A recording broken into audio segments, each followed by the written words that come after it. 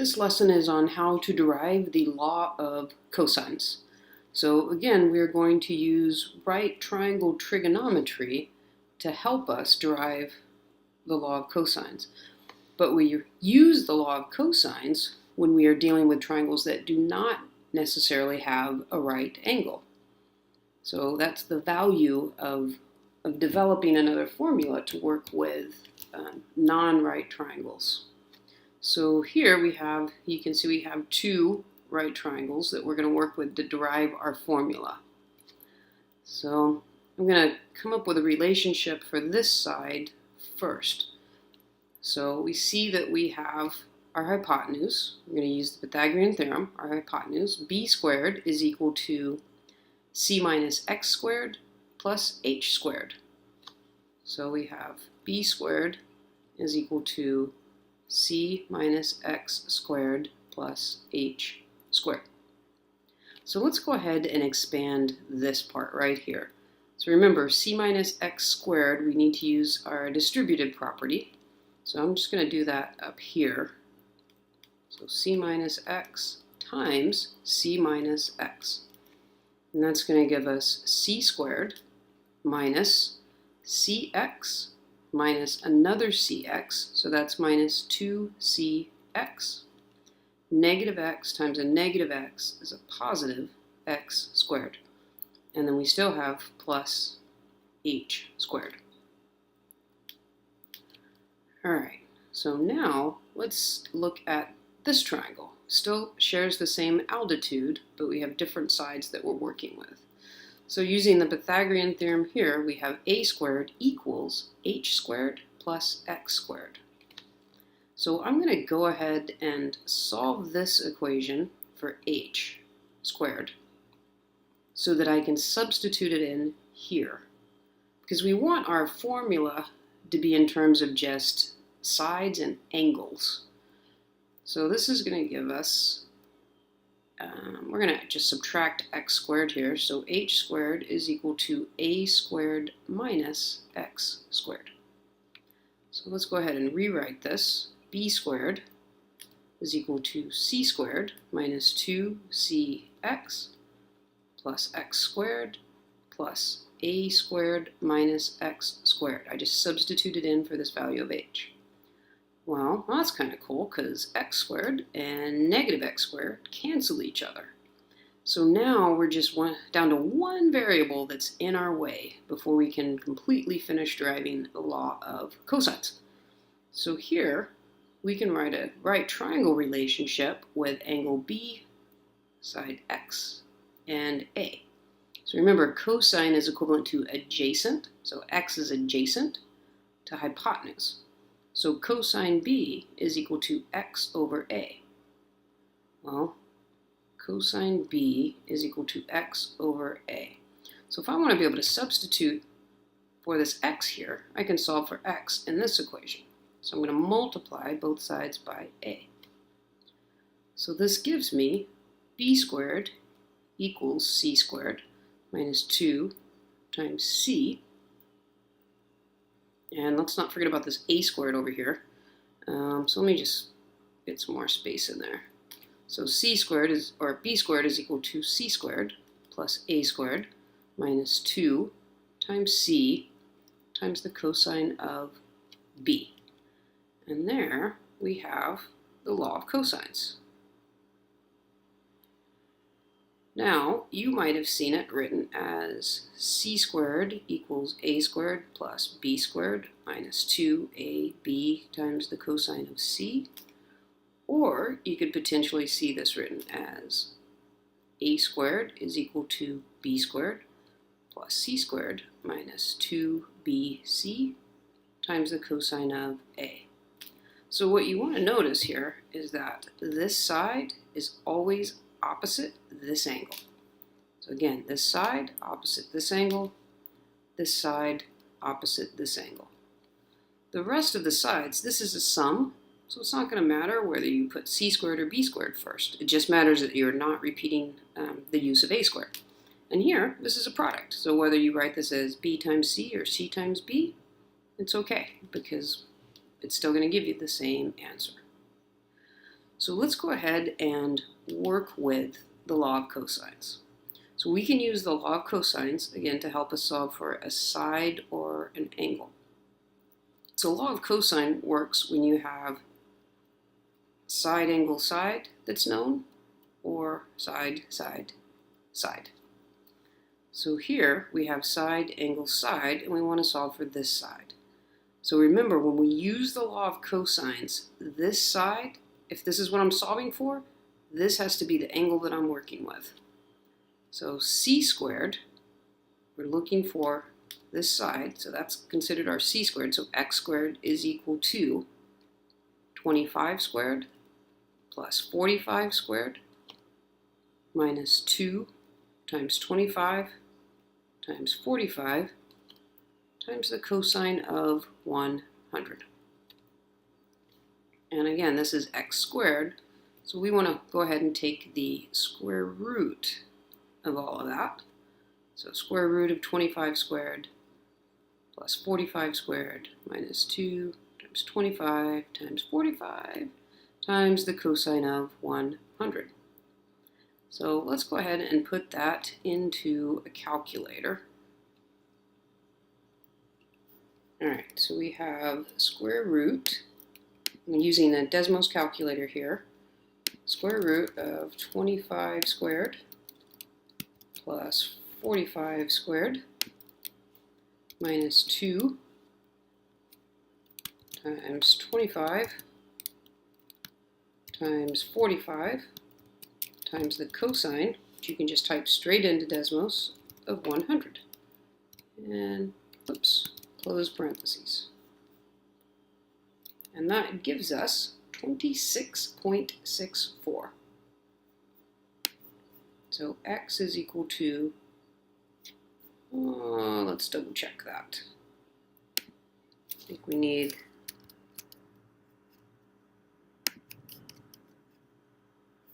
parentheses here.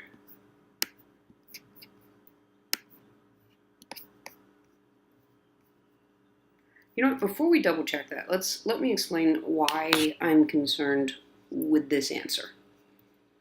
So if we go here, let's look at what we have. We have an angle of 100. We know that these two angles, if we were to add them, would be equivalent to 80 because they're 180 degrees in a triangle. So if I'm solving for a side opposite 100 degrees, that should be bigger than this side here. So something in my calculator isn't quite right. So the first thing I want to check is the mode. So we're going to go here and yep, see how I'm in radian mode, but this is a degree. So you want to click on degrees. Look how that changes your answer. So anytime you're solving a triangle problem, always look at your answer and see if it makes sense.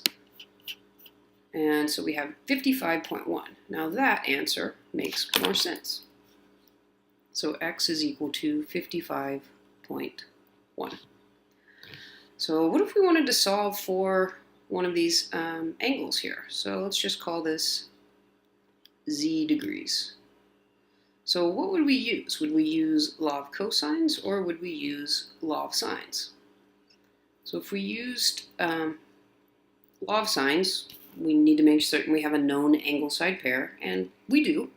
So we could use law of sines to solve for this angle, or we could use law of cosines because we have all three sides. So let's go ahead and use law of cosines since that's what we're practicing. Go ahead and erase that. So using law of cosines, I have this side opposite this angle, so that has to be what I start with since this angle is what I'm looking to solve. So 45 squared is equal to 25 squared plus 55.1 squared minus 2 times 25 times 55.1 times the cosine of z degrees. Now we want to go ahead and solve this for z degrees. So we're going to get everything on the other side except for cosine of z.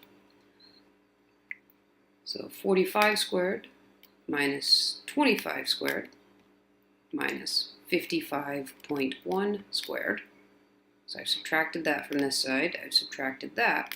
Now I can't subtract these because this is a product. So I'm going to have to divide this by negative 2 times 25 times 55.1. And that's equal to the cosine of z degrees. And remember, anytime you are solving for an angle, that's when you're going to use your inverse cosine button on your calculator. So what this means is, give me the angle that has a cosine of this value. So again, we're going to go ahead and punch that into our calculator, being very careful with parentheses. So that's going to give us 45 squared minus 25 squared minus 55.1 squared, close our parentheses, divided by parentheses. Because remember, your calculators are going to follow the order of operations. So if you don't put those parentheses in there, we're not going to get the correct answer. 55.1, and then we have this outer parenthesis here. Okay, but remember, we want to take the inverse cosine of this. So let's go ahead and get our trig function up. So inverse cosine of 0.5938. And that gives us 53.6 if we round to the nearest tenth. Could be 53.57 or 57 hundredths. So 53.57 is our angle. And then we could use what we know about triangles to solve for this angle here if we so desired. Now, I wanted to point out with the law of cosines and solving for an angle, some people like to just have this formula rearranged and ready to go to solve for an angle. I prefer just to memorize this one formula and then rearrange it as I solve, but I'm going to go ahead and show you how it could be rearranged.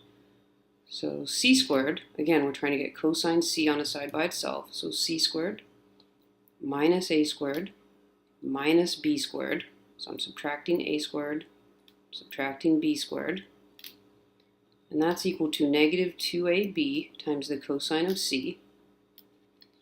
So I'm going to divide by negative 2ab. So I'm going to divide this whole thing by negative 2ab. That negative, I'm going to go ahead and distribute in the numerator. So that's going to make all of these signs change. So this gives us cosine of c is equal to a squared plus b squared minus c squared divided by 2ab. So you could use this formula anytime you needed to solve for an angle. You just need to remember that this minus c squared is going to be the side opposite this angle c. All right, so let's go ahead and do a couple of examples, again, using the law of cosines. So we'll start with a. We're going to solve for x. So x squared is equal to, and I'm using x because it's opposite angle 42, and that's a known that I'm going to use here. So x squared is equal to 22 squared plus 17 squared minus 2 times 22 times 17 times the cosine of 42. So that gives us x is equal to the square root of all that. So square root of 22 squared plus 17 squared minus 2 times 22 times 17 times the cosine of 42. Plug that into our calculator.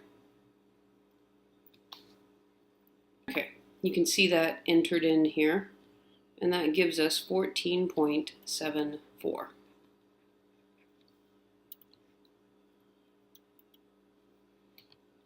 So x is equal to 14.74. And again, always check, does that answer make sense? It's kind of similar to all the other sides, which fits. We don't have any other angles to compare it to. So, but in general, yes. All right, let's try one more. This time we're going to solve for an angle. So we're going to solve for this angle here. So we need to start with the side opposite that angle. 35 squared is equal to 39 squared plus 47 squared minus 2 times 39 times 47 times the cosine of theta. And again, it doesn't matter what order you put these two in because it's a sum. It doesn't matter here because it's a product. So that's going to give us 35 squared minus 39 squared minus 47 squared. So I subtracted from both sides.